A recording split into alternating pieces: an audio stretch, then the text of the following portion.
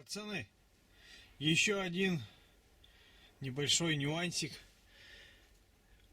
В ремонте машины при выявлении стука при движении, очень напоминающего разбитые шкварня, когда вам долбит в руль глухой звук такой дук-дук-дук-дук-дук-дук-дук, и вы останавливаетесь, ну или там доезжаете, выходите, останавливаетесь, начинаете искать причину, домкратите. Да, преимущественно в большинстве случаев у всех шкварня люфтят, но поверьте, звук исходит вообще не отсюда.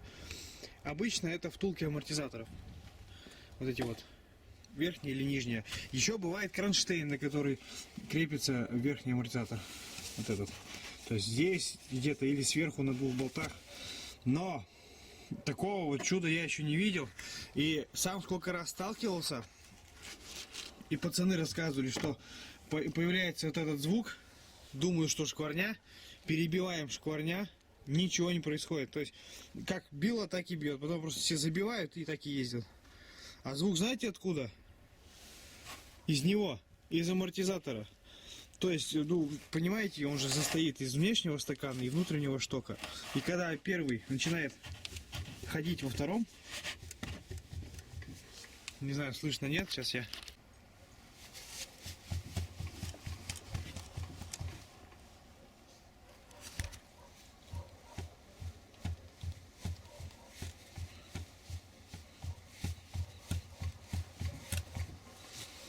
Надеюсь, слышно. Должно быть слышно. Глухой звук. То есть вот у меня есть шприц. Принцип тот же самый. Вот плунжер стоит. Вот шток в нем. Как же мне показать-то вам, пацаны? Как же мне быть? Короче.